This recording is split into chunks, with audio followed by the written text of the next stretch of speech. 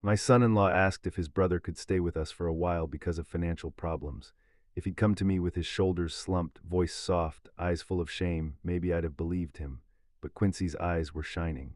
Not with gratitude, with greed. I really appreciate it, Dad, he said, using that word he likes to throw around when he wants something. He just needs a place to get back on his feet.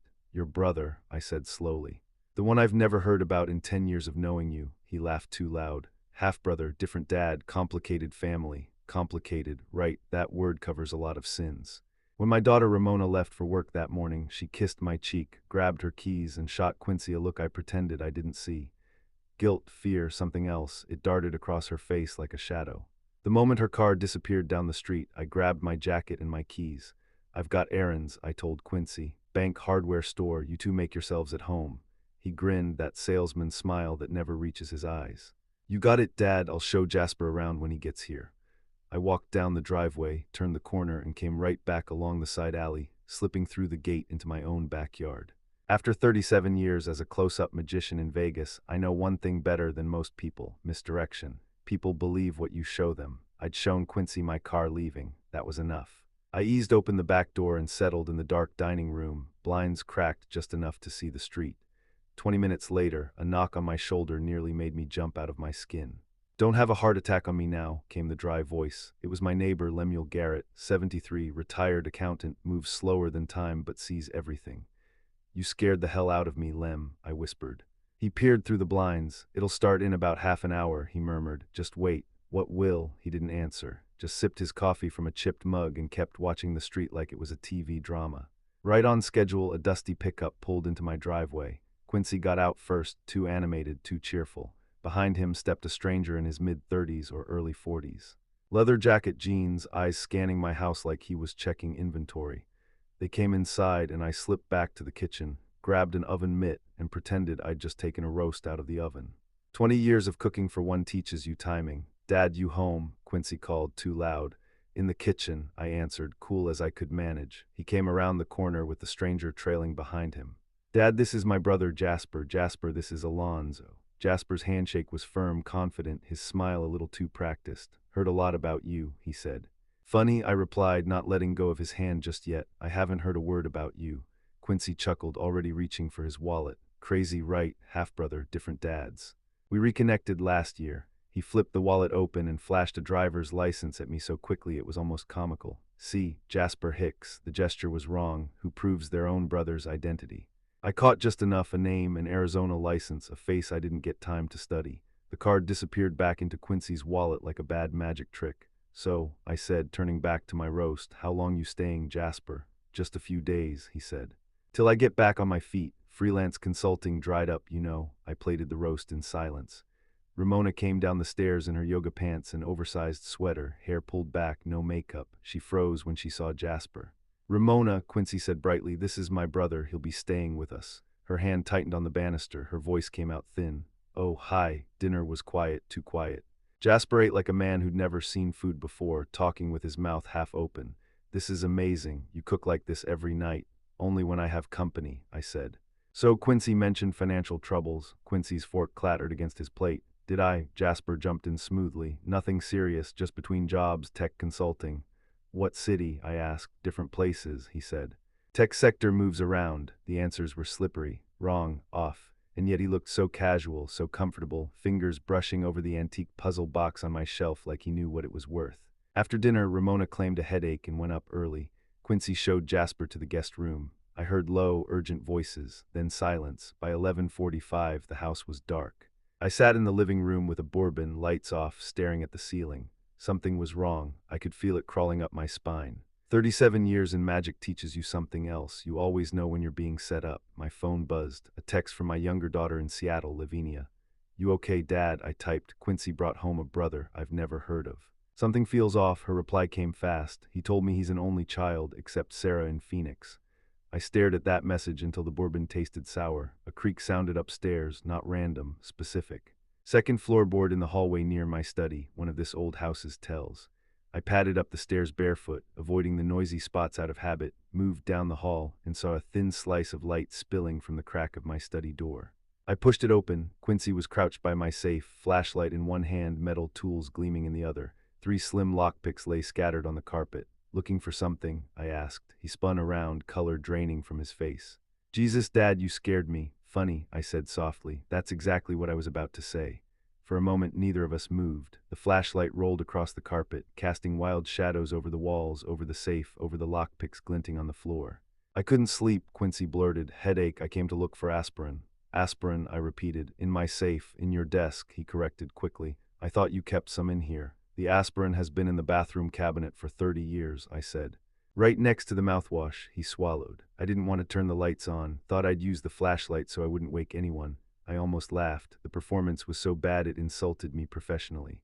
Those, I nodded toward the carpet, don't look like aspirin to me. He followed my gaze, his face went white. Oh, those, I forgot I had those in my pocket. From earlier, I said mildly. When exactly? I was showing Jasper some old locksmith tools, hobby I had as a kid. You were a locksmith, well, not professionally, just interested in how locks work. I stared at him. 37 years old and still lying like a teenager caught sneaking in past curfew.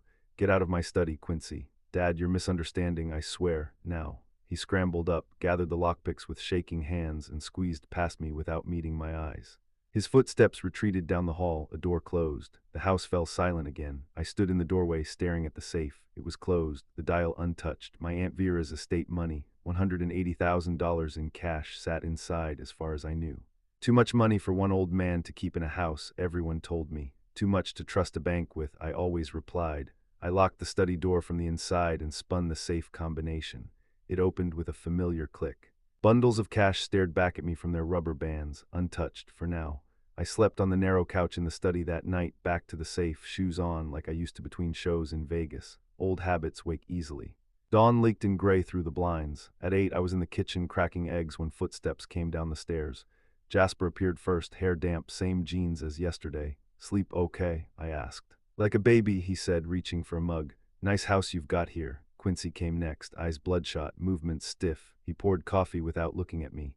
Ramona arrived last, already in work clothes, phone clutched in her hand like a life raft. I decided to test how big a shark I was swimming with. Your mother and I saved 20 years for this house, I said, flipping eggs onto plates. 3 jobs, some months, but we did it, built something solid. Something worth protecting. Yeah, Quincy said quickly, really inspirational. Funny thing about solid things, I continued, setting a plate in front of him. People think they can chip away at them. But the foundation is usually stronger than they think. Ramona's fork slipped from her fingers, clattering against the plate. Her hand trembled as she picked it up. Can we talk about something else? She snapped.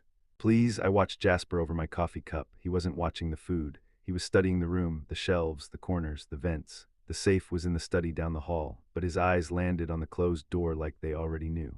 Got the estate check deposited, I said casually. Aunt Vera's house sold for more than I expected. 180, sitting in the safe till I decide what to do with it. Silence dropped like a curtain. Quincy froze mid-bite.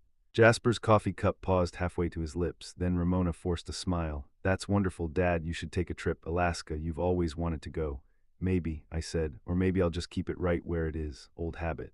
Never trusted banks much. Quincy cleared his throat. You're just keeping all that here in cash. That's risky. You think so? Burglaries happen, he said. People talk, word gets around. I met his eyes. People talk more than they should, I agreed. Especially when they don't realize who's listening. His face flushed. He stood abruptly. Need to make some calls. Work stuff. He almost ran from the room. Jasper stayed, finishing his eggs in slow, deliberate bites. Nice place, he said again, looking around. Real nice. I pulled one of my puzzle boxes from the shelf and set it in front of him. Brass intricate 12 moves to open. Real value hidden. This one has a concealed compartment, I said. Most people never find it. His fingers traced the carved lines, testing the pieces. You into puzzles? He asked. Magic tricks, puzzles, locks, I said. Been studying how things open and how they stay shut my whole life. Some things are meant to be solved, others are meant to stay closed. His fingers stopped. He set the box down a little too carefully. Interesting hobby, he muttered. It is, I said, but here's what I learned. People who try to force things open usually break them. The patient ones, they either understand the mechanism or leave it alone. A knock at the front door rescued him from answering. It was Lemuel, of course, mug in hand, same old plaid shirt. Morning, Alonzo, he said. Saw your light on late last night. Everything all right? Fine, I replied. Just insomnia. He glanced past me, catching a glimpse of Jasper in the dining room. You got house guests, he said mildly. Quincy's brother, I told him, staying a few days. Lemuel's face didn't move much, but his pause spoke volumes. Brother, huh? We stepped out onto the porch, and I half closed the door behind me. Say what you're going to say, Lem, I told him. He put a heavy hand on my shoulder. Be careful with them, he said softly. What do you mean? I mean what I mean. That brother of his, I saw him before you got home yesterday. He was looking through your windows, not just curious, studying. Cold slid down my spine. You sure? I asked. I may be old, he said, but I'm not blind, and Quincy, I've seen that look before. My nephew had it when he owed money to the wrong people. Desperate look, dangerous look. It's funny. Some warnings you forget before the door even closes. That one stayed with me all day. By evening, I'd made my decision. If they were planning a trick, they'd forgotten one thing. I spent my whole life fooling people for a living. I knew how to return the favor. I started with the obvious move, information. When Quincy flashed that driver's license at me, he did it too quickly, too casually. But I'd spent decades memorizing card sequences at a glance. I'd also memorized the license number. In my truck parked 3 blocks away under the shade of a mesquite tree, I called Ray Foster. Foster, he answered on the 3rd ring. Who's this? Ray, it's Alonzo Walker from the Magic Castle Circuit, 2004. You helped me find a stage thief who was lifting wallets during my show. There was a pause, then a chuckle. No way, the disappearing Rolex guy. How you doing, Alonzo? I've been better, I said. I need a favor. Unofficial, his voice shifted. I'm listening. Run an Arizona license for me. Name Jasper Hicks. That a problem? Maybe I'm an old man seeing ghosts. I'd like to know which. He sighed. Read me the number. I did. I'll call you back, he said. Give me a couple hours. 2 hours is a long time when you're watching wolves walk around your living room. In that time, I went to the hardware store, bought a deadbolt for my study, and installed it myself. The kind of lock you don't open with old hobby tools and a flashlight. All afternoon, I heard them moving through the house. Doors opening, closing, low voices bleeding under thresholds.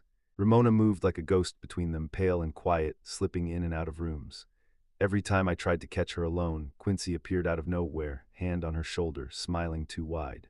At 6:45, my phone buzzed. Ray, talk to me, I said. The license number checks out, he said, but the guy in the DMV system isn't the guy you described.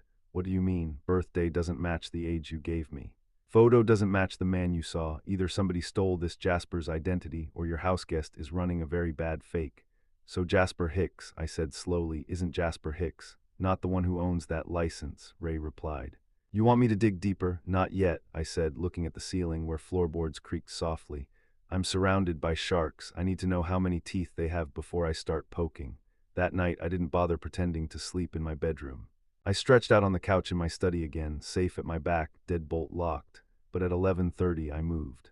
Old magician's instinct, shows used to start at midnight. My body still expects something to happen at that hour. I unlocked the study, slipped down the hall, and eased my bedroom door open. The heating vent in the floor near my bed carries noise like a confession booth. I lay on my stomach, ear pressed to the metal. At first, just the house breathing, air conditioner sighing, pipes ticking. Then voices, Quincy's, low and fast. Caught me at the safe. I told you we should have waited. Jasper's calm and cold. He's an old man who owns a lot of cash and doesn't trust banks. That makes him cautious, not stupid. Ramona's cracking around the edges. We don't have to do this. There has to be another way. Another way, Jasper scoffed. My other ways are exhausted. I've got people waiting for me back in California who don't like to wait. We don't get money soon. I don't just lose my kneecaps, sweetheart. I disappear. You brought this into my father's house, she whispered. Into our home. Your father brought this on himself, Jasper snapped. Who keeps that much cash in a safe and tells everyone about it at breakfast? Quincy tried to soothe him. Look, we can wait. There's the estate money. No, Jasper cut in. We move now. He's suspicious. That fake concern this morning. Some things are worth protecting, he knows. I can smell it. Tuesday, Ramona works late. He said it himself. We get the safe open tomorrow, or he paused. Or what? Quincy asked. Or the old man has an accident, Jasper said calmly. Your wife gets the house and the money anyway. My stomach turned to ice. Ramona made a strangled sound. No, I didn't sign up for that. You signed up when you gave him the combination, Jasper shot back. You're already in this, so that was how they'd gotten past the first layer through my daughter. I closed my eyes. The vent was cold against my cheek. You said no violence, Quincy whispered. And I meant it, Jasper answered. If we can avoid it, but I'm not going back to California empty-handed, not with the kind of people I'm dealing with. Silence stretched, then Quincy spoke again. Tomorrow, he said, when he goes out. When he thinks we're not paying attention. Footsteps, a door closing, another door opening. A shadow passed under the crack of my bedroom door. My doorknob turned slow, testing, stopped, footsteps retreated down the hall. I stayed on the floor, heart pounding so hard I could feel it in my fingers in the metal vent. They were planning to rob me. They were talking about accidents. and my own daughter was already in too deep to climb out clean. I didn't sleep that night. Instead, I reached for a yellow legal pad and started doing what any magician does when the stakes are life and death instead of applause and tips. I built a trick, the last one I ever planned. The first rule of misdirection is simple: talk loudly about what doesn't matter so nobody sees what does. So in the morning, I started talking about solar panels. Been reading about Arizona's solar incentives, I said over toast, as if nothing at all had happened the night before. Tax breaks are substantial this year. Quincy looked up from his phone. Solar for the house, bigger than that, I said. Old friend from Vegas is starting a commercial solar company, looking for capital partners, government-backed contracts, good returns. How much capital? Jasper asked, because of course he did. 50 to 75,000 minimum, I said, projected returns at 30% annually. Quincy's fork stopped halfway to his mouth. 30% on paper, I added. Investments always carry risk. Ramona came downstairs in her blazer. Dad, please tell me you're not putting your nest egg into some startup. Not all of it, I said, just diversifying. Your mother always said never keep all the eggs in one basket. Jasper took a slow sip of coffee, eyes on me. You got a prospectus, lawyers drafting something, I lied. I'll share it once I have it. He didn't buy it completely. I could see suspicion working its way across his face like a storm front. I decided to move the real piece off the board before they got another crack at it. That afternoon, I went to Wells Fargo with a duffel bag that was too heavy for a man my age. How can we help you today, Mr. Walker? The teller asked, smiling like she didn't know she was about to count my last shred of peace of mind. I'd like to deposit most of this, I said, unzipping the bag. And I need a special service. We counted out $180,000 in cash. She asked how I wanted it credited. I told her. Then I pointed to a separate stack I'd kept aside, 15,000 in neat bundles. These bills, I said, I want the serial numbers recorded, officially. She hesitated. That's unusual. May I ask why? Security, I said. They're going back into my home safe. If they ever walk out without me, I want to prove what happened. The man the house looked still from the outside, sun warming the roof tiles, driveway empty, blinds drawn. Any passerby would have thought the occupants were at work, at lunch, at peace. But I knew better. On my phone screen, the live feed from the study camera showed shadows moving under the doorway. And then Quincy stepped into view, checking the hallway. He signaled behind him with 2 quick flicks of his hand, an amateur thief's version of coast is clear. Jasper entered next, expression laser-focused, every movement calculated. He wasn't reckless, he wasn't clumsy, he was practiced. Ramona appeared last, my daughter, her arms wrapped around herself, guilt radiating off her like heat from asphalt. She lingered at the door until Jasper jerked his chin, impatient. She walked in, my throat tightened. Don't do it, honey, I whispered to the empty truck. Please don't. But she did. Ramona approached the safe, hesitated, looked over her shoulder, one final plea for a way out that didn't exist, and spun the combination. Her hands shook, she opened the door. Jasper moved first, swooping in like a hawk on prey. He grabbed a stack of bills, 5,000, and flipped through it quickly, lips tight, eyes gleaming. Quincy took his share, counting faster, sloppier, adrenaline making his fingers twitch. Ramona stood frozen. Jasper nudged her with his elbow. She flinched. Then, slowly, she reached in and took her portion, the bills looking like they weighed 100 pounds in her trembling hand. $5,000 worth of guilt, pressure, fear. She stuffed it in her coat pocket and stepped back, eyes glazed, jaw set in that way she used to get when she told childhood lies she knew I'd see through. But this time she didn't look toward the hallway. She looked straight into the camera. She didn't know it was there. She wasn't looking at me. But the moment her eyes crossed that lens, the shame in her expression hit me like a punch. Cue the exit, Quincy gestured sharply toward the hallway. He checked the street through the blinds. They slipped out one by one, Ramona last, closing the study door quietly as if not to wake a sleeping house. I watched the 3 shadows move down the hall toward the kitchen cam. They spoke in urgent gestures, Quincy hugging Ramona, Jasper motioning for silence. Then they disappeared into the living room, beyond the camera's view. For 20 minutes nothing happened. Cars passed, a dog barked, a garbage truck rumbled somewhere down the street. My heart thudded like a drum in my chest, evidence secured, motive secured, timing secured. Everything I needed to legally bury them, recorded. At 4:15 I drove home, parked in the driveway like nothing had happened, walked inside and called out casually. Traffic was hell, no answer. The silence felt staged. I went to the study, opened the safe. The marked 15,000 was gone, only empty space stared back. I exhaled sharply and called Lemuel. My voice shook, part truth, part performance. It's gone, Lem, I said. The money's gone, you sure? I'm looking at the empty safe, aren't I? You get them on camera? Oh yes, I whispered. I got everything. And for the first time in days, I let myself smile, not because I'd won. Because they'd walked into the trap willingly. Next step, confrontation. Except I didn't know yet just how fast the storm was brewing on the horizon, or that the wolf hunting Jasper was already in my city. That evening things got stranger. First, a text from Ramona, having dinner at Quincy's mom's house tonight. Don't wait up, love you. I read it twice. Nothing about the safe, nothing about guilt, just distance. Then Quincy texted, when do you need the 50,000 for the solar investment? I want to move fast. I stared at the message. The audacity of a man who'd stolen from me hours earlier and now pretended to be a business partner. Before I could reply, another text came through from an unknown number. This is Detective Ray Foster. Call me. Found more on your guy Jasper. You sitting down? My stomach dropped. I called Ray immediately. You found something? His voice shifted into the tone cops use when they're about to ruin your night. Alonzo, Jasper isn't just using a fake license. He's running from someone. Who? Ray exhaled. Marcus Vega. I knew that name. Everyone in Vegas knew that name. Lone shark, organized crime ties, nobody's friend. What does Jasper owe him? 200,000. He vanished 18 months ago. Vega's men have been hunting him across 3 states. They traced him to Tucson as of this week. Cold washed over me. He's in my house, I whispered. Yes, and that puts a target on your house. I sank into the study chair, gripping the armrests. If Vega's men find him at your address, Ray continued, they don't leave witnesses. You need to get him out today. And if he won't leave, then get TPD involved. Jail is safer than Marcus Vega on your doorstep. Before I could respond, headlights swept across my window. A black Escalade crawled down my street, stopped in front of my house. Idled, nobody got out. Ray spoke sharply. Alonzo, what's happening? A car, I whispered. Black SUV, California plates. Get away from the windows. The Escalade stayed for another long, horrible minute. Then it backed up slowly and disappeared around the corner. A message pinged on Ray's phone. He read it.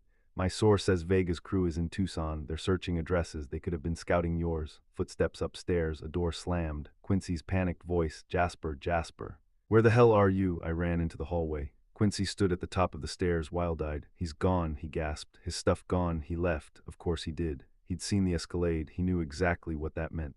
He'd abandoned the sinking ship and left his accomplices inside it. Ray leaned close to the phone speaker. You're in danger, Alonzo. All of you are. This was no longer just blackmail and theft. This was survival. And the man who'd brought the wolf to my door was sleeping down the hall. Saturday morning, I handed Detective Morales a folder full of evidence. Screenshots, timestamps, marked bills, camera footage. She opened it and didn't even try to hide her reaction. Mr. Walker, this is airtight. Her eyes tracked the video of Ramona, Quincy, and Jasper stealing from my safe. She wrote notes, paused the footage, zoomed in.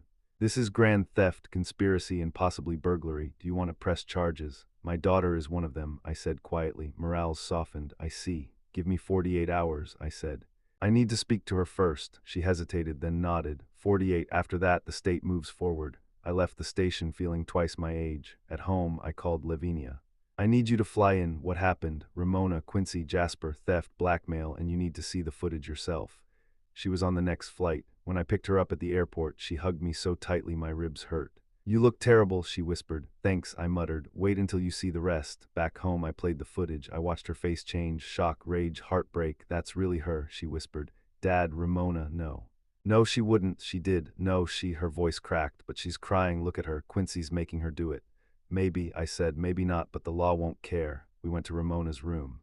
She opened the door with red eyes and trembling lips. Dad, Lev, what are you doing here? We know, Lavinia said. Ramona's face went cold, then shattered. She slid down the wall and folded into herself on the floor. I didn't want to do it, she sobbed. I swear I didn't. He forced me. Quincy, he told me if I didn't help him, he'd leave me, he'd ruin me. She showed us the texts, threats, manipulation, guilt, coercion disguised as love. He said you'd never help me with the medical bills, she whispered. He said you were rich and selfish and didn't care. I inhaled sharply. Ramona, why didn't you tell me? Because you would have been disappointed in me, she whispered, and I can't handle that. Before I could speak, the door slammed open. Quincy stood there, panting. What are you telling them? He barked. Ramona stepped back. You've been spying on us, Quincy snarled. Recording us, that's illegal. No, Lavinia snapped. It's evidence. You're all insane, he said, jabbing a finger at me. You think the cops will believe an old man with hidden cameras over me? I have time-stamped footage and documented bills, I said calmly. And I have something too, Quincy said, pulling out his phone. Ask your father about his taxes from 2005. Ramona blanched. Quincy, no. I've got documents, he said triumphantly. Proof he didn't report cash income from his magic gigs. IRS loves tips like that. I stared at him. They're fake, maybe, he said, but they'll look real enough. Quincy, Ramona whispered, horrified. You forged IRS documents. He ignored her. You call the police, he said slowly. I call the IRS and they come after your dad first. He backed toward the door. 48 hours, he said coldly. Then I file my report. He slammed the door behind him. Ramona collapsed into tears. Lavinia covered her mouth. I stared at the floor, a thief, a liar, a blackmailer, and now, a man playing with federal fire. This wasn't just family betrayal anymore. This was war. That night I pulled out my old tax returns, every file, every form, 2 decades of paperwork spread across the study desk like a battlefield, all legitimate, all accounted for, all real. But Quincy didn't need real, he needed believable, and believable lies spread faster than truth. Lemuel came over around 10 p.m., set 2 mugs of untouched coffee on the table, and sat beside me. He's bluffing, he said. Maybe, I whispered, maybe not. You can prove your taxes were filed correctly. Eventually, but once an IRS audit starts, it takes months. My reputation would be shredded long before I cleared it. He put a hand on my shoulder. You're scared, he said, understandable, but don't let fear make your decisions. Too late, I said softly. The next morning, I found Quincy pretending to fix his truck in the garage. We need to talk, I said. He didn't look up. About what? About those documents.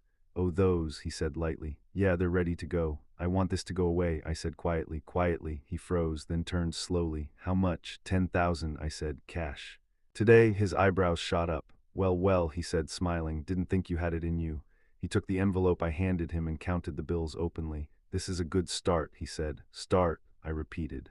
He smiled without warmth. Yeah, start. 10 grand doesn't cover what I know, but it shows you're willing. We'll talk later about the real price.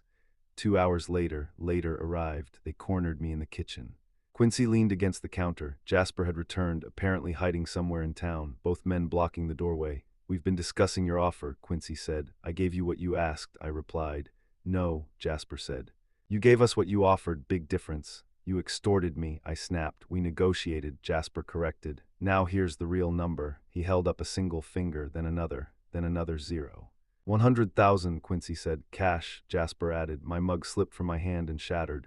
You're insane, I said. You're rich, Quincy corrected. You had 180 in the safe a week ago. Don't pretend you can't pay. That money is gone, I said, deposited. You'll find a way, Jasper said, because you like breathing. My heart thudded. This wasn't about money anymore. This was survival. This is extortion, I repeated. Call it what you want, Jasper said, but you have until Monday. Then something occurred to me. I stared hard at both of them. You too, I said slowly, are afraid. Quincy flinched. Jasper didn't, but his jaw tightened the slightest bit. You're not just trying to rob me, I said. You're trying to run from something. Jasper's eyes went cold. Doesn't matter what I'm running from, Monday, 100,000, or your life gets very messy. They left the kitchen. I exhaled shakily. Called Ray. His voice, when it came through, carried the weight of everything I dreaded. I found out why Jasper's running, he said, and you're not going to like the answer. And just like that, Ray didn't come over this time. He called.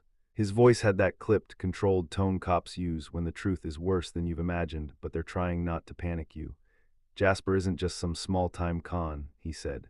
He's running from Marcus Vega. We already covered that, I reminded him. Lone shark, 200,000, broken kneecaps, bad Yelp reviews. Yeah, Ray said, but I dug deeper. Vega's crew is in Tucson. They're not just sniffing around. They've got a list of addresses. Let me guess, I said. Mine's one of them. Yours is on the route, he confirmed. They're checking anyone Jasper might use as a hideout. Old business contacts, ex-girlfriends, relatives, anyone stupid or kind enough to give him shelter. I thought of my puzzle boxes, my roast dinners, my daughter crying on my carpet. Congratulations, I muttered. I qualify on both counts. Alonzo, Ray said, this stopped being just theft days ago. You've got a wanted felon in your house and a violent loan shark circling. You need to get Jasper out of there now. Already gone, I said. He saw the Escalade, packed up and vanished, left Quincy and my daughter standing on the deck of the Titanic. Ray sighed. Then we go to phase 2, send me the footage. All of it. I did hours of video, them trying the safe, them taking the 15,000, their body language, their timing, every frame soaked in betrayal. By the time I sat across from Detective Morales again, she'd already watched it. Your neighbor's notes were helpful, she said, tapping Lemuel's careful handwriting. Times, dates, pattern of behavior. He should have been a cop. He was an accountant, I said. Same thing. He just audited people's lies instead of their books. She slid a new file toward me. We've issued a warrant for Jasper Hickman, real name. We'll flag all motels. Your detective friend in California sent us his usual hideouts. You think he's still in town? I asked. If Vega's crew is close, she said, he may be desperate enough to use familiar patterns. She was right. They found him at a cheap motel on Miracle Mile before lunch. No fight, no chase, no movie-style last stand. just a tired con man who opened the door and saw 3 badges and knew the game was over. His one phone call went to Quincy. Ray texted me before Quincy had time to finish dialing. "We've got Jasper in custody. Your son-in-law is about to find out. Be ready." I intercepted Quincy in the driveway when he came home, a storm in his eyes and his phone buzzing in his hand. "You knew," he hissed. "You knew they were looking for him. You knew he was wanted. You let them take him." "He let himself get taken," I said calmly. "I just took my house off the list of places he could ruin." "You have no idea what you've done," Quincy snarled. "Jasper has connections." "He knows things, so do I said. "Like the fact that I've got you on film stealing from my safe, and him and Ramona." He froze. "Full confession," I said quietly. "You return the 15,000, you file for divorce. You walk away, I won't press charges." He laughed, actually laughed, right there in my driveway. "You think you're in control," he said. "That video won't hold up. Entrapment. You planned it. You tricked us into stealing from you." "Entrapment requires law enforcement," I said. "I'm just an old man with cameras protecting his property." He stepped closer, too close. "You're not going to the police," he said. "You already paid us 10, you'll pay more. You're scared, I see it in your eyes." "No," I said. "You see what you want to see. That's your problem, Quincy. Wrong reads, wrong risks, wrong people to steal from." He smirked. "What are you going to do, yell at me?" I smiled sadly. "No," I said. "I'm going to go talk to your boss." His smirk faltered just a little, and that's when he finally remembered what I used to do for a living. I got paid to ruin illusions. Desert Motors on a Saturday afternoon looked like a shrine to chrome and bad decisions.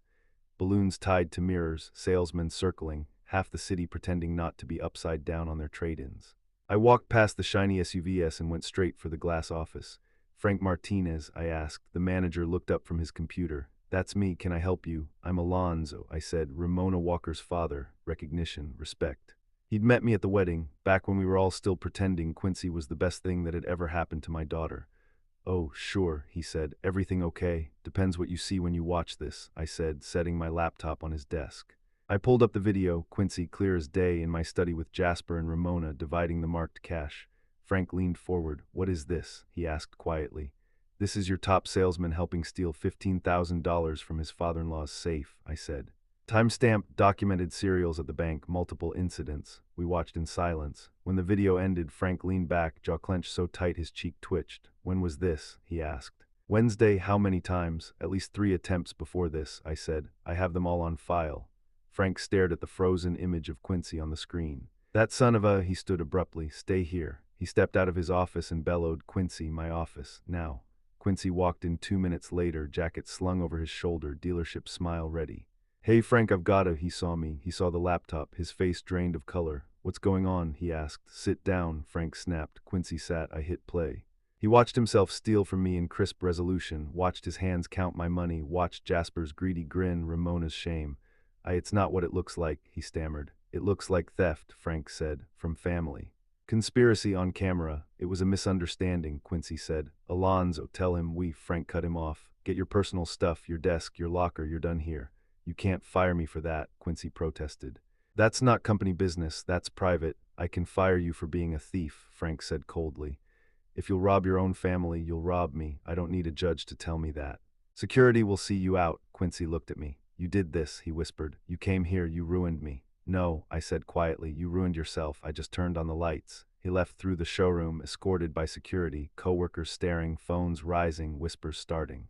By Monday, every dealership in Tucson would know. That night, I was at my kitchen table organizing printouts for Detective Morales when someone pounded on my front door. Not knocked, pounded. "Alonzo," Quincy's voice slurred. "Open the door, face me." I peeked through the peephole. He was swaying on the porch, hair wild, eyes glassy, aluminum baseball bat in his hands. He looked less like the polished salesman I'd known and more like a man whose world had collapsed and decided to take some lumber down with it. I opened the door halfway. "Go home, Quincy," I said. "You're drunk." "Home," he spat. "I don't have a home. My wife won't talk to me. My job's gone. I've got nothing because of you." "Because of your choices," I corrected. "You stole from me. You brought a criminal into my house. You threatened me. Actions have consequences." He swung the bat, not at me, at the porch railing. Wood cracked, splintered, flew. "You set me up," he shouted. "Fake investment. Cameras, marked money. You planned this. You wanted me to fall."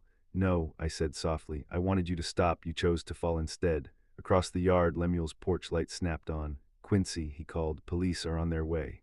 "Drop the bat," sirens wailed faintly in the distance. Quincy's shoulders slumped. The bat dropped from his hands, clattering on the porch. He sank down onto the steps, head in his hands, shoulders shaking. I hate you, he whispered. I hate you so much, I know, I said, but you're still going to jail tonight. The squad car pulled up. 2 officers stepped out, took one look at the splintered railing and the bat, and cuffed him without ceremony. Sir, one of them asked me, do you want to press charges? Menacing with a weapon, criminal threats at minimum. I looked at Quincy, crying in the back of the squad car, face pressed to the glass like a kid who'd missed his bus. Upstairs in her bedroom window, I saw Ramona's outline, watching, not moving. Yes, I said, I want to press charges. Quincy shouted something as they closed the door, my name, Ramona's, a string of half-formed curses. She turned away from the window. The car pulled off into the night. Lemuel came over and stood beside me on the ruined porch. Hell of a night, he said. Yeah, you did the right thing. I stared at the door Quincy had just been dragged through. Maybe, I said, but my daughter just watched her husband get arrested in front of her childhood home. He put a hand on my shoulder. He brought that bat, Lemuel said. You brought the truth. Don't confuse the two. Easy for him to say, I thought. He didn't know how much truth cost. 3 weeks later, the courtroom smelled like old wood, coffee, and tired justice. Quincy sat at the defendant's table in an ill-fitting suit, eyes fixed somewhere over my shoulder. He'd lost weight, lost polish. Lost everything except his anger. Judge Hernandez leafed through her file. We are here for sentencing in the matter of State v. Quincy Bradford, she said. The victim, Mr. Walker, has the right to make a statement. My knees creaked as I stood. Your Honor, I began. Quincy stole from me. He conspired with a known felon. He manipulated my daughter. He threatened me with a bat on my front porch. Those are facts. Quincy shifted in his chair.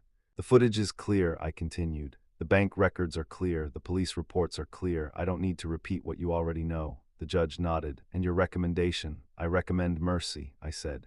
The prosecutor actually turned to stare at me. Not because he deserves it, I added, but because punishment has already found him. He's lost his wife, his job, his reputation. Prison won't teach him anything he hasn't already learned. The judge studied me. You're asking this court for leniency. I'm asking this court, I said, for distance, probation, community service, restitution. And a condition he doesn't come near my family again. I'm tired, Your Honor. I don't have any more energy left for hating him. Silence stretched. Finally, she nodded. 18 months probation, she ruled. 200 hours community service. Restitution in the amount of $15,000 to the victim. No contact order with the victim and his immediate family. Mr. Bradford, you're getting a mercy you have not earned. I suggest you don't waste it. The gavel came down. It sounded like closure. It didn't feel like it. In the hallway, as people filed out, a woman approached me. Small, sharp eyes, tight mouth. Are you happy now? She demanded. I recognized her from wedding photos. Mrs. Bradford, I said. Maria, my son can't get decent work, she snapped. He's living in a tiny room in Phoenix, selling extended warranties over the phone.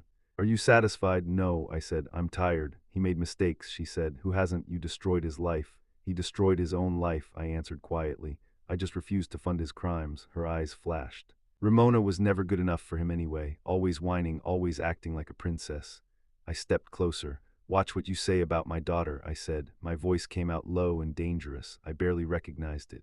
Or what? She hissed. You'll destroy my life too. I don't have to, I said. You're doing a fine job of that yourself. She spun away and disappeared into the crowd. I went home to a house that felt bigger than it used to. The safe was empty of cash now, just documents sat in its belly, paper skeletons of a war already fought. Ramona moved out a week after Quincy's sentencing. Tiny apartment downtown, second floor walk-up.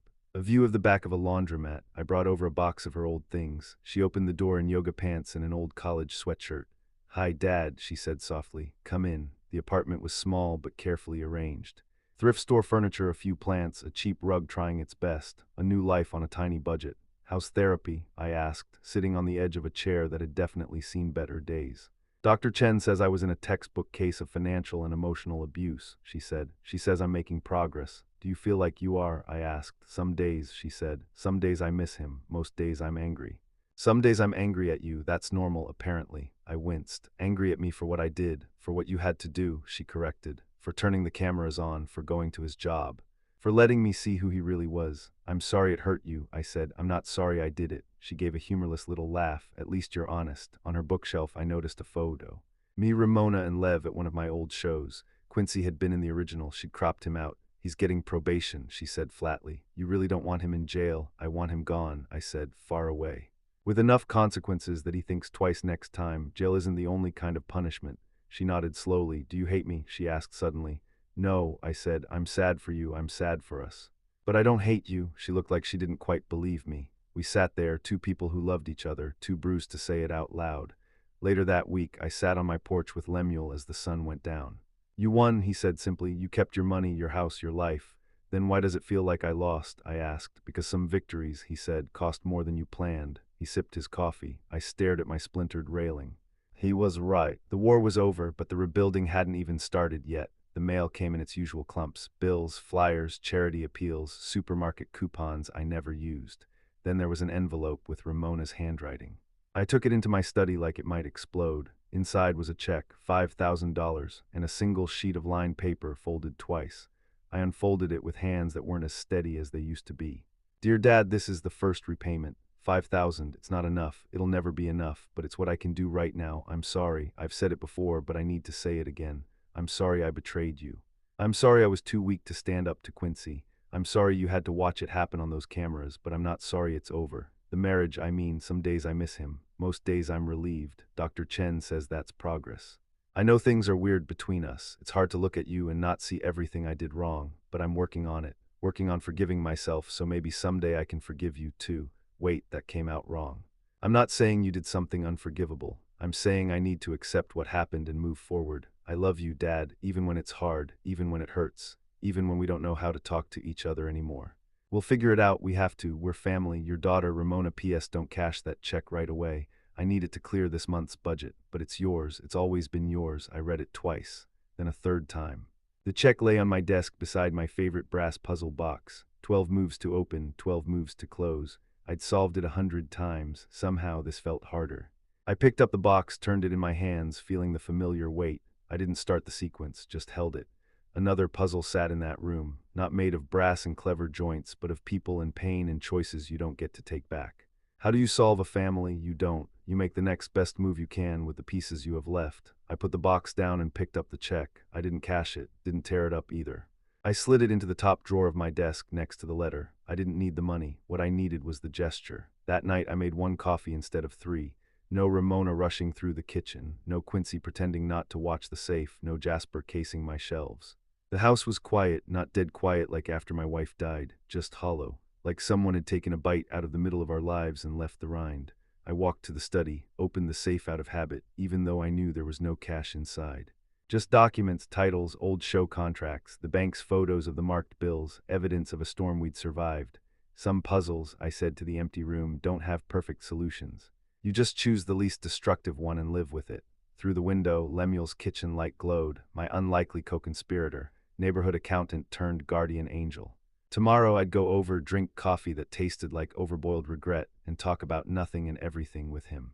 Ramona's letter would still be in my drawer. The check would still be there, too. Somewhere in Phoenix, Quincy would be making calls he didn't want to make, selling things nobody really needed, paying off restitution month by month. Somewhere in a cell, Jasper Hickman would be learning that you can't outrun every debt. And somewhere between my house and my daughter's tiny apartment, there was a thin, fragile line called "We'll figure it out." We weren't there yet, but we weren't back at the safe either. We were past the worst of it. Healing is quieter than betrayal. It doesn't come with dramatic reveals or hidden cameras. It comes in envelopes in the mail, in therapy appointments, in awkward coffees on second-hand couches. It comes in checks you don't cash. It comes in letters that end with, "We're family, we'll figure it out." I folded the letter and put it back in the drawer, turned off the study light. The house felt a little less empty, not whole, not yet, but not broken beyond repair either. And if you've stayed with me through all of this, through the lies, the cameras, the blackmail, the bat on the porch, the courtroom, the letter, then I have one small favor to ask. If you liked this story, please like this video, subscribe to the channel, and share your thoughts in the comments. It helps these stories find the people who need them. And when you're ready for the next story, just click on the box on the left. I'll be here.